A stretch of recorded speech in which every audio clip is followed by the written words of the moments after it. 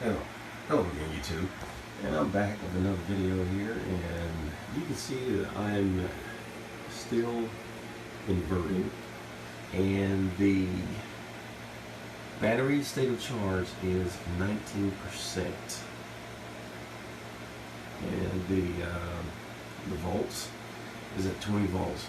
So this is just an update really, and you can see that I'm only pulling like 17 amps from the battery bank. And so, and for those that wonder, there was a question as far as where I should, put that shunt on the, as it is, or somewhere else. Essentially, the way it is right now, you can see that I'm pulling 17 amps from the battery bank to recharge the capacitor bank. And as it stands right now, this gives me an accurate reading as to how long my batteries will last. And as you see right now, I'm down to 19% state of charge. And so that lets me know that my batteries are doing exactly what I need them to do. And this right here, the way the system is set up, tells me that at a sustained rate, around 20 amps, between 20 and 25 amps coming from the battery, then it kind of lets me know that things are working exactly the way I need them to work. And so with nickel iron batteries, the question is, how low can you go? Well, this is another example of how low you can go with your nickel iron cells. And just another, example as to why I think for off-grid use, nickel iron batteries or whatever chemistry that will allow you to go this low is well suited for off-grid use. Now let's go back on grid.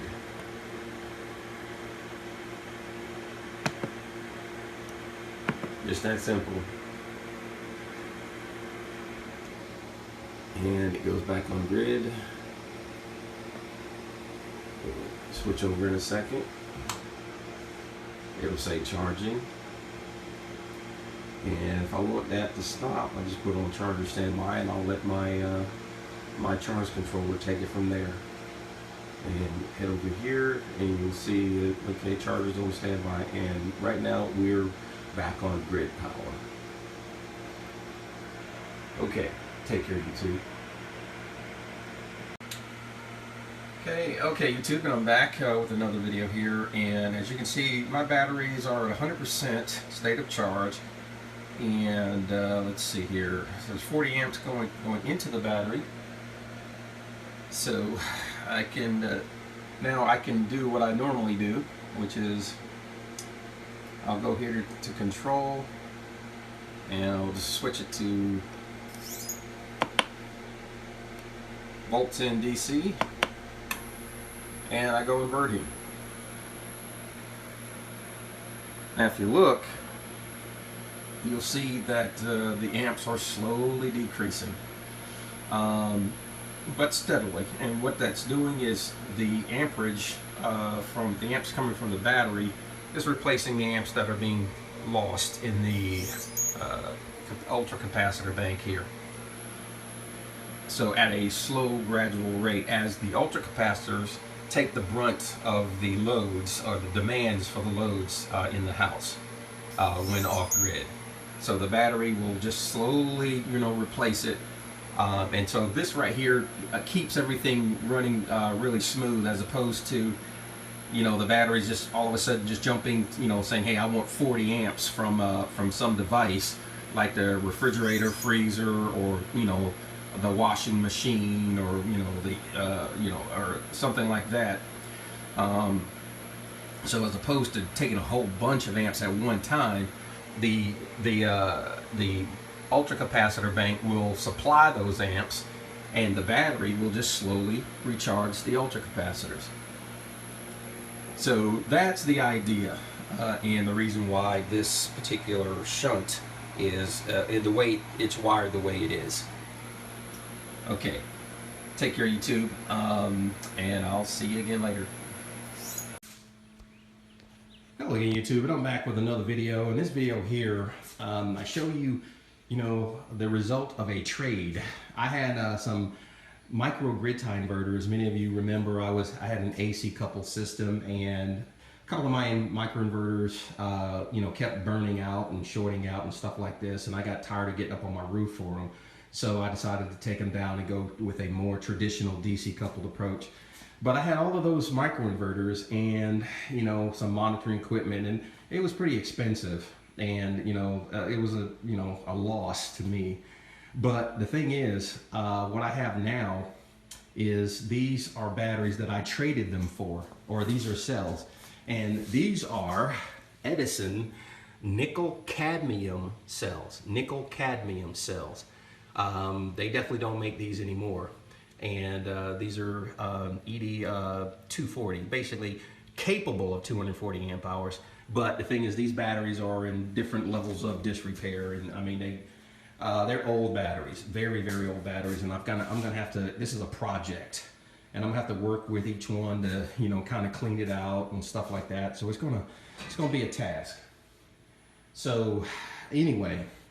Just want to show you what I got going on. I can't put them in service yet until I clean them out, put more electrolyte in them, bring them up try to bring them up to snuff the best way I can. But anyway, it was a good trade. It was a good trade. Out of all of these batteries, I'm hoping to get at least a good 24 volt bank, and put them in there and get rid of those lead acids that I have, those AGMs. But anyway, these are the Edison ED240s. So wish me luck there, or wish me good fortune there, YouTube. And I'll keep you up to date I'll try to anyway, keep you updated as to, what comes about. Okay, take care, YouTube. Hello again, YouTube, and I'm back with another little gadget, unboxing of a gadget. One of the viewers, Iron Edison, as a matter of fact, that saw one of my videos, he made a suggestion, or the folks over there made a suggestion that at the very least, when watering my batteries, that I would get one of these. And he graciously provided me with a link to the website, and I looked at it, and I was like, hey, well, that looks like a pretty decent idea. And so what it is a liquid transfer pump, battery operated, as seen on TV. Unfortunately, I don't really watch a lot of TV, so I've never seen it. But hey, it's a liquid transfer pump, and essentially, let's see here, you can use in the garage, aquariums, basement, bathroom, shop, and the yard. Let's see, pumps gas, water, oil, and other non-corrosive liquids. And you can see the picture here of how it's supposed to be used. So, I mean, I guess it's pretty good. I haven't used it yet. As you see, I just took it out of the box. It's still in the plastic bag. And I've taken the liberty of buying some 2 D-cell batteries. They're rechargeable, so, hey, they should last me for a while. They're Energizer rechargeable D-cell batteries.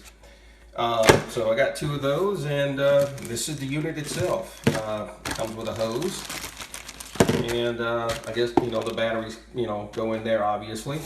And well, when I get a chance, I'll check it out and see how it works. My plan is to use it in conjunction with this thing here. And this is something I got, a big water bottle I got from Lowe's, actually. I can't use the water in it now. I have to wait till I, kind of use up all the water that's in there, because it's purified water, but unfortunately, it has minerals in it. They add minerals for taste. And, it's not bad. I'll just, kind of put it up here so you can see it. So if you look at it here, it's a Primo or Primo, wherever it is. And again, it's I can't use the water in there because there's minerals in it already, and I need pure distilled water. And so with this right here, I'm gonna wait till this is empty. This is I I guess it's a 5-gallon jug. It was, you know, wasn't that much.